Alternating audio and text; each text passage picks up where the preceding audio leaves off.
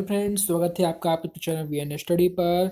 तो आज है 21 जनवरी और आज के शिफ्ट के दोनों शिफ्टों के क्वेश्चन पूरे हो चुके हैं। तो चलिए करते हैं एनालिसिस कि आखिर किस प्रकार के क्वेश्चन आए। तो आज के देखा जाए तो आज भी इजी टू मॉडरेट क्वेश्चन आए हैं और इसकी जो पीडीएफ है वो डिस्क्रिप्शन बॉक्स पर दे दी जाएगी, जो आप कमेंट पर करेंगे। तो अब यदि आप कमेंट करके कहते हैं कि यदि आप इसकी पीडीएफ चाहते हैं तो इसकी पीडीएफ जो है वो डिस्क्रिप्शन बॉक्स पर लिंक डाल दी जाएगी।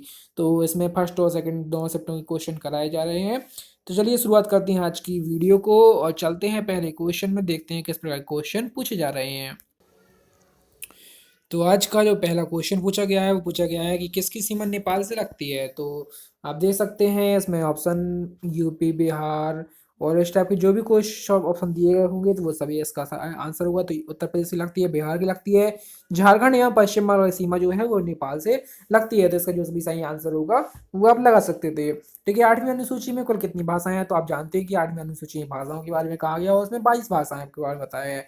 तो कितनी भाषाएं हैं 8वीं अनुसूची में? 22 भाषाएं हैं। ठीक है, भारतीय संविधान के किस अनुच्छेद में राज्य की भाषा वर्णित है? तो आर्टिकल 343 में जो है राज्य की भाषा के बारे में वर्णन किया गया है। कौन सा ऑपरेटिंग सिस्टम नहीं है? तो ये ऑप्शन के अनुसार आप ला सकते थे इसमें, जिसमें से 3 ऑपरेटिंग सिस्टम दिए गए होंगे और एक तो जो दिया गया होगा वो ऑपरेटिंग सिस्टम नहीं दिया गया होगा। ठीक है, इसके बाद पूछा हो गया होगा ग्रे रेवोल्यूशन किससे संबंधित है? तो ग्रे रेवोल्यूशन जो होता है वो उर्वरक का जो उत्पादन होता है उससे संबंधित होता है ग्रे रेवोल्यूशन। ठीक है, इसके बाद क्वेश्चन पूछा गया था कि प्रथम पंचवार्षिक योजना कब लागू की गई थी। तो पहली पंचवार्षिक योजना जो थी वो 1951 से लेकर 56 तक चली थी। तो 1951 में लागू की गई थी और ये 56 तक चली थी, क्योंकि 5-5 साल की पंचवार्षिक योजना थी। ठीक है, और यूएनओ के प्रथम महासचिव पूछ लिए हैं। तो प्रथम महासचिव और पहले पेपरों में पूछा जा चुका है वर्तमान महासचिव। अब पूछ लिया गया प्रथम महासचिव। तो प्रथम थे त्रिग वैली। कौन थे? त्रिग वैली। ठीक है, और एंटोनियो गुटेरस अभी के हैं। ठीक है,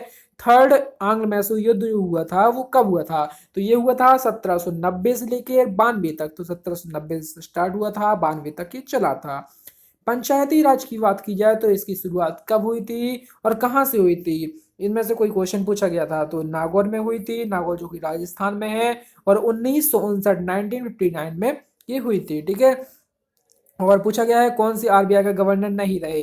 तो 3 गवर्नर जो दे दिए गए थे वो थे और एक ठो नहीं थे। ठीक है, तो इनमें से अपन को छांटना था कि कौन से नहीं है। ठीक है, और मानव शरीर की सबसे बड़ी ग्रंथि पूछ ली थी। तो जैसे सब कोई जानता होगा कि जो लीवर होती है वो लीवर हमारे मानव शरीर की सबसे बड़ी ग्रंथि होती है। और इसी प्रकार जो मानव शरीर का सबसे बड़ा होता है वो फीमर होती है। ठीक है, और ये ग्रंथि पूछी गई है तो फिर ग्रंथि कौन होती है? लीवर होती है। ठीक है, और इसके बाद पूछा गया है कि हिमालय की दूसरी सबसे बड़ी चोटी कौन सी है। तो दूसरी सबसे बड़ी चोटी क्या है? केटू। केटू क्या बोलते हैं? केटू को बोलते हैं गॉडविन आस्टिन। तो इसका दूसरा नाम है गॉडविन आस्टिन। कई बार गॉडविन आस्टिन के नाम से पूछ ली जाती है और कई बार जो पूछ लिया जाता है डायरेक्ट पूछ लिया जाता है केटू। ठीक है, और जो भी बताते हैं यहाँ फीमर क्या है? फीमर तो एक हड्डी है और यहाँ पर जी ग्रंथि की बात पूछ ली गई है। ठीक है, रविन्द्रनाथ टैगोर को किस पुस्तक हेतु नोबेल पुरस्कार मिला था? तो रविन्द्रनाथ टैगोर जी थे जिन्होंने जनगण मन हमारा लिखा हुआ था। तो कौन सी पुस्तक में लिखा हुआ था और कौन सी पुस्तक के कारण उन्हें नोबेल पुरस्कार मिला था? तो गीतांजलि जो उनकी पुस्तक है 1930 में उन्होंने लिखी थी। कब लिखी थी? 1930 में इनको नोबेल पुरस्कार मिल गया था। और क्यों मिला था? क्योंकि गीतांजलि बहुत अच्छी पुस्तक है जिससे जनगण मन लिया गया है। तो हमारा राष्ट्रगान जनगण मन जो कि इससे लिया गया है, इसलिए बहुत अच्छी पुस्तक थी। नाइट्रोजन युक्त पदार्थों को अलग करता है। तो नाइट्रोजन युक्त जो वेस्ट मटेरियल होते हैं वो हमारा कौन सा शरीर का भाग अलग करता है? तो नेफ्रॉन जो होता है वो इसको अलग कर देता है। क्या कर देता है? अलग कर देता है। अगला जो क्वेश्चन पूछा गया था कौन सा बैंक है जो जिसका 1955 में विलय होकर एसबीआई बन गया था। तो पहले एसबीआई कौन सा बैंक था जो कि विलय होकर 1955 में बन गया था? एसबीआई। तो इंपीरियल बैंक ऑफ इंडिया जो था वो बाद में एसबीआई बन गया था। कब? 1955 में। 2023 की बात की गई है। 2023 में जो आईसीसी वर्ल्ड कप खेला जाएगा वो कहाँ पर खेला जाएगा? तो वो खेला जाएगा इंडिया में। कहाँ? भारत में। जो विद्युत द्वारा होता है, धातु की परत चढ़ाते हैं लोग या कोई भी चढ़ाता चढ़ाता है, तो उस प्रक्रिया को कहते हैं क्या है? तो उसको कहते हैं विद्युत लेपन। विद्युत का लेपन करना। ठीक है, किस शासक ने अलाई मस्जिद जो कुतुब मीनार के बगल में बनवाई थी? तो इसका ऑप्शन नहीं दिए गए थे, ये आपको बताना है। ठीक है, कोपा अमेरिका फुटबॉल 2019 है वो किसने जीता था? तो जीता था ब्राजील ने। किसने जीता था? ब्राजील ने जीता था। ठीक है, कौन सी मशीन असेंबली भाषा को कन्वर्ट करता है? तो कौन सी कन्वर्ट करता है, असेंबली। असेंबलर जो होता है असेंबलर असेंबली भाषा को कन्वर्ट करता है मशीन भाषा में, ठीक है। वर्ल्ड बैंक की स्थापना कब हुई थी, वर्ल्ड बैंक की स्थापना हुई थी 1944 में। कब हुई थी, 1944 में हुई थी। नेशनल पॉल्यूशन कंट्रोल डे कब मनाया जाता है, 2 दिसंबर को, 2 दिसंबर को नेशनल पॉल्यूशन कंट्रोल दिवस मनाया जाता है। जो इल्बर्ट बिल आया था वो कौन सी वायसराय के काल में आया था, तो लॉर्ड रिवन थे, जॉन लॉर्ड रिवन के कार्यकाल में आया था। और विद्युत प्राणी को, जो विलुप्त प्राणी है, विलुप्त प्राणी को किस बुक में रखा गया है, तो विलुप्त प्राणी को जो है रेड डाटा बुक, जो रेड डाटा बुक अभी प्रदर्शित हुई थी उसके अंतर्गत जो विलुप्त होते जा रहे प्राणी, कई ऐसे प्राणी हैं जो विलुप्त होते जा रहे हैं, उन्हीं के लिए जो नेशनल पार्क आज बनाए गए हैं उन्हीं के लिए बनाए गए हैं, ठीक है, ताकि ये विलुप्त ना हो। तो ये विलुप्त होते जा रहे हैं, तो इनको अपन लोग किस बुक में लिखी जा रही है, तो ये रेड डाटा बुक में लिखी जा रही है, ठीक है। और सेकंड शिफ्ट की बात करते हैं कि सेकंड शिफ्ट में किस प्रकार के क्वेश्चन आए हैं। और फिर आपको बता दें कि इस वीडियो को आप सभी तक शेयर कर दीजिए, अभी तक चैनल को सब्सक्राइब नहीं किया सब्सक्राइब कर लीजिए, और वीडियो को शेयर करने आप बिल्कुल भी मत कीजिए। तो राष्ट्रपति, इसमें सब में अपन लोग देखेंगे कि राष्ट्रपति किसकी नियुक्ति नहीं करता है, तो राष्ट्रपति है तो मुख्यमंत्री की जो है नियुक्ति नहीं करता है, मुख्यमंत्री उसमें ऑप्शन दिया गया था। बाकी राज्यपाल लोगों की नियुक्ति राष्ट्रपति ही करता है, ठीक है। और मुख्य न्यायाधीश जो होते हैं उनकी भी नियुक्ति राष्ट्रपति ही करता है। संपत्ति के अधिकार को मौलिक अधिकार से हटाया गया है, तो कौन संशोधन के अंतर्गत हटाया गया है, तो 44वां संशोधन हुआ था, उस 44वें संशोधन के तहत हटा दिया गया था, ठीक है। संपत्ति के अधिकार को मौलिक अधिकार से हटा दिया गया था। दिल्ली के कुतुब मीनार के पास पहली मस्जिद कौन सी थी, तो वो थी कुतुब उल इस्लाम मस्जिद, ठीक है। ये दिल्ली के कुतुब मीनार के पास पहली मस्जिद थी। एसआई यूनिट प्रतिरोध जो है, तो प्रतिरोध की एसआई यूनिट कौन सी होती है, तो वो होती है ओम, ठीक है।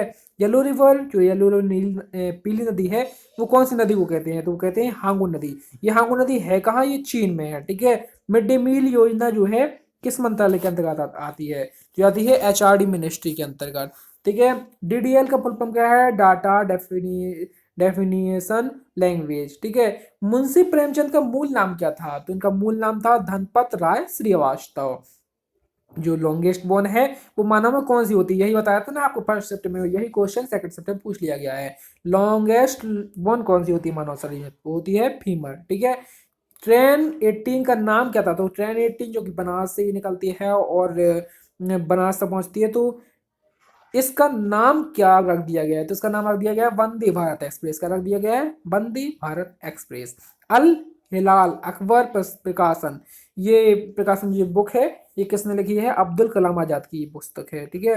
मतलब ये अखबार का प्रकाशन करते थे, तो कौन करता था, ये आपको क्वेश्चन फिर से बता दें। अल हिलाल नाम का जो अखबार का प्रकाशन किया जा रहा था, ये प्रकाशन किसके द्वारा किया जा रहा था, तो ये किया जा रहा था अब्दुल कलाम आजाद, अबुल कलाम आजाद। और क्विट इंडिया मूवमेंट अर्थात भारत छोड़ो अभियान किसके द्वारा चलाया गया था, तो यह चलाया गया था महात्मा गांधी जी के द्वारा, ठीक है। और जिन्हें हम राष्ट्रपिता कहते हैं, जिनकी फोटो जो है आजकल नोट में भी चलती है।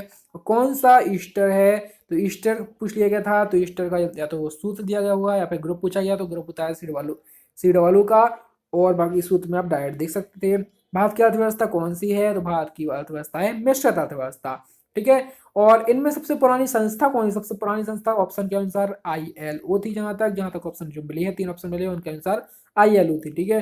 2020 का फिल्म फेयर अवार्ड जो है बेस्ट एक्शन अवार्ड मिला है, वो किसे मिला है, तो वो मिला है रणवीर सिंह को। और गली बॉय फिल्म को मिला है, ठीक है। तो गली बॉय फिल्म के रणवीर सिंह को यह पुरस्कार मिला है।